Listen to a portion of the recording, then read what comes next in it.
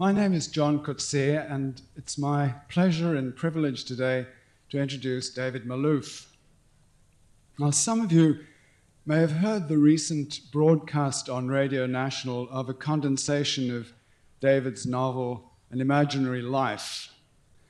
This is a book that I read some 30 years ago when it first came out and never reread. And listening to the installments on the radio, I was enthralled. The measured pace of the reading brought it home to me how beautifully controlled the prose was, how each paragraph moved the action a step further, with what jewel-like care each important word was selected and fitted into the texture. Already 30 years ago, David Malouf was a master. And with the novels since then, he has only got better.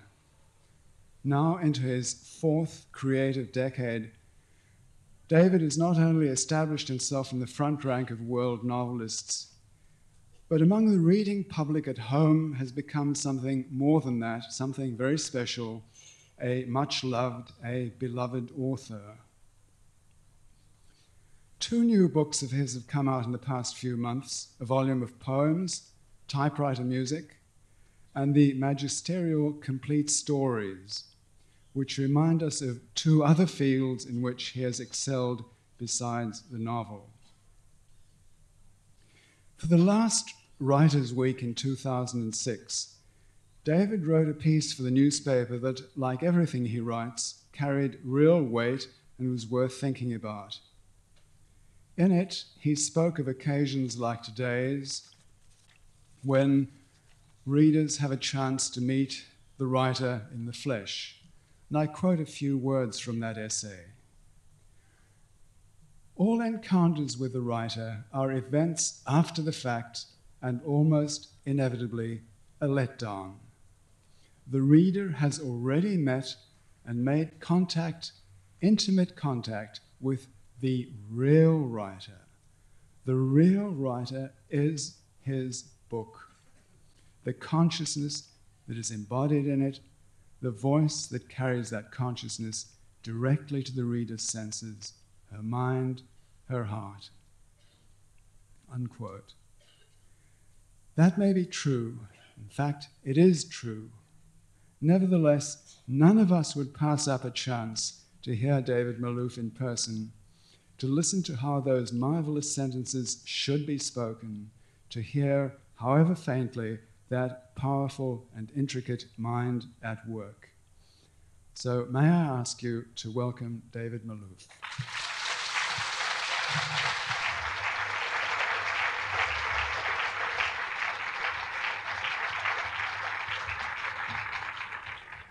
Thank you, John. I want to read something, first of all, on behalf of PEN, the Writers' Organisation. You'll notice an empty chair down there on the right. The empty chair on this stage symbolises a writer who cannot be here today because they've been imprisoned, detained, disappeared, threatened, or killed. This gesture is coordinated by Sydney PEN, a centre of international PEN, the world's oldest international literary organisation. PEN works worldwide to promote friendship and intellectual cooperation between writers, to fight for the freedom to write and the freedom to read, and to act as a powerful voice for writers everywhere.